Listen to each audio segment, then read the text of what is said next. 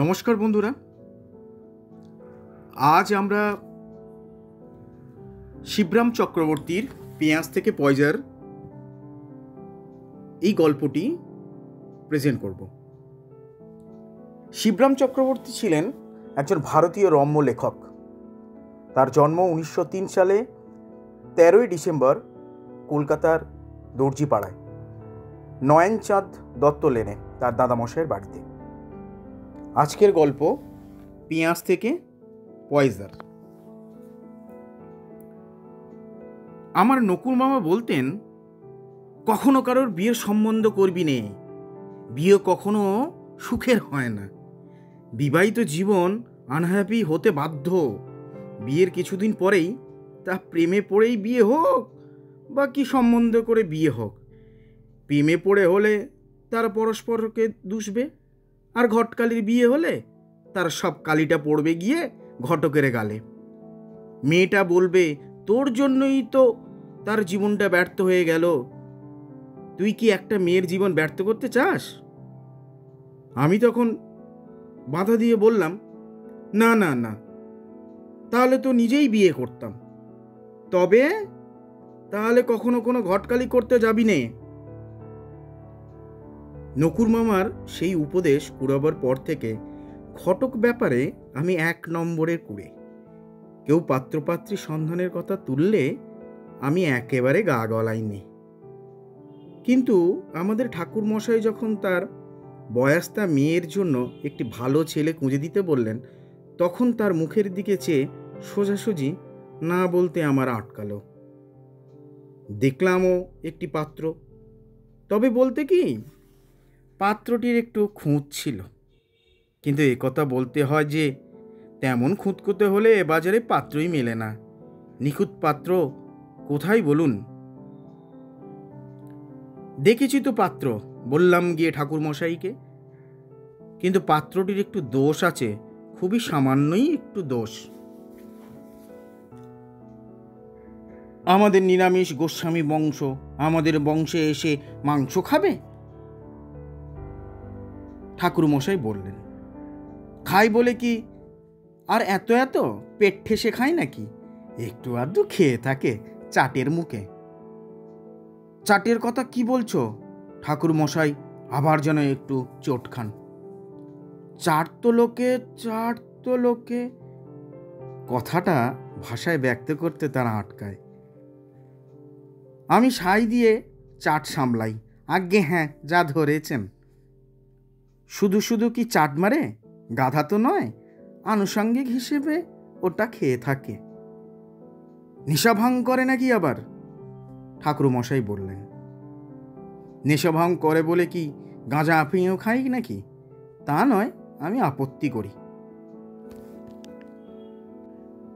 এমন ভালো সম্বন্ধটার ভাঙচুর হয় আমি চাই না। এমনকি ভাঙও খায় না পাত্র।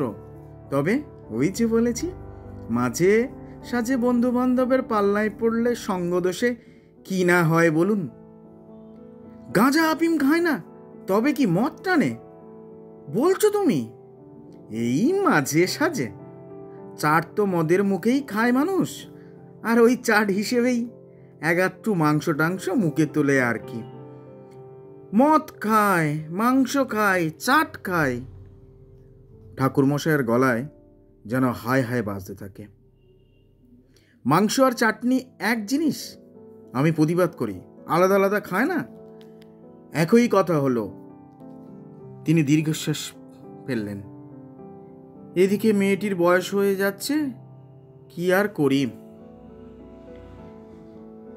আমি বললাম, ভালো পাত্র এনেছি তো, আর কোনো নেশা নেই। বিড়ি টিড়িও খায় না। বিড়ি খায় না? না, সিগারেট টানে, পরের পয়সা পেলেই তবেই। শাক্ত নাকি পাত্র? কারণ পান করে না তো। তিনি সন্দিগ্ধ সুরে সুধান, না না, শাক্ত ফাক্ত নয়। আপনি ভীত হবেন না। গোসাই পরিবারে আমি কি শাক্ত আমদানি করব? আপনি বলেন কি? কারণ ফারণ নয়, আমি জানাই। তবে হ্যাঁ, এ কথা বলতে হয়, অকারণে খায় না। বন্ধু বান্ধবের সঙ্গে বাগানে টাগানে গেলেই। বাগানেও যায় নাকি? আবার বাগান বাড়িতেও গতিবিধি আছে? আবার তিনি চমকান। পিকনিক করতে হলে কোথায় যায় মানুষ? বাড়ি থেকে পিকনিক হয়? বাগানে টাগানেই তো হয়ে থাকে, আমি বললাম। কিন্তু বাগানে গিয়ে কি চড়ুইভাতি করা আর বাগান বাড়িতে যাওয়া এক নয়? বাগানে যাওয়া এক কথা, আর বাগান বাড়িতে তা তো বটেই। তবে কিনা বাগান থাকলে তার সঙ্গে ছোটোখাটো একখানা বাড়ি থাকে, আর তাকে যদি আপনি বাগান বাড়ি বলেন। আমি কি বলেছি? লোকে বলে বাগান বাড়িতে বাইজি টাইজি যায় বলে শুনেছি। তা তো যায়, বন্ধু বান্ধব নিয়ে ফুর্তি করতেই বাগান বাড়িতে যায় লোক। একটু নাচ গান, আমোদ প্রমোদ, আহ্লাদ হয়েই থাকে।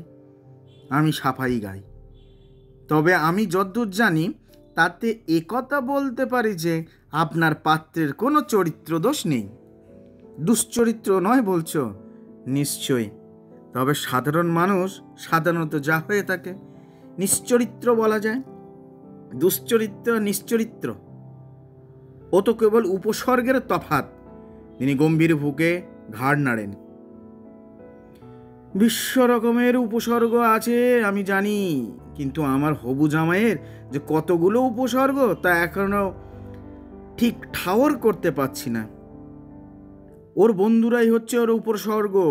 তাদের সঙ্গে মিশে ওর যা কিছু, তাছাড়া আর কোনো দোষ নেই।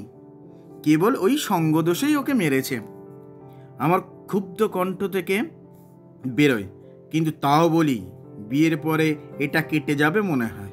তখন তো নতুন সঙ্গী পাবে, মনের মতো সঙ্গীই পাবে একজন। পুরনো সঙ্গীদের তখন হয়তো ভুলে যেতে পারে।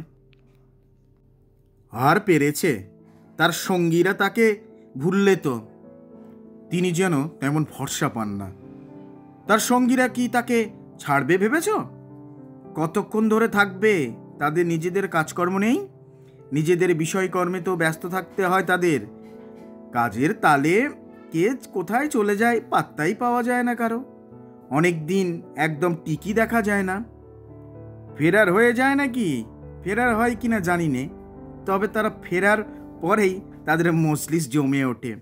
তখনও এইসব চাটফাট বাগান ফাগানের ঝামেলা এসে জোটে। জুটুক গে, চুলোই যাক। আমি আর ভাবতে পারি না মদ টানে, অসৎ সঙ্গে মিশে বাগানে গিয়ে ভাইজিদি নিয়ে ফুর্তি করে। আমি ভাবছি, এমন ছেলের হাতের মেয়েকে দিলে সে কি সুখে থাকবে? মদ খেয়ে অনেক রাত্রিরে বাড়ি ফিরে আমার মেয়েকে ধরে ঠ্যাঙাবে হয়তো। ওর অত্যাচারে আমার মেয়ে হয়তো কদিন আর করবে অত্যাচার? কদিন সে সুযোগ পাবে বলুন? বছরের মধ্যে 11 মাস তো তার জেলখানাতেই কাটে। বইয়ের গায়ে হাত তোলার জো পেল না তো। আমি ভরসা দিই, আপনি কিছু ভাববেন না। জেল থেকে বেরিয়েই 3-4 দিন বাইরে থাকতে না থাকতেই আবার তাকে ধরে নিয়ে যায় পুলিশ।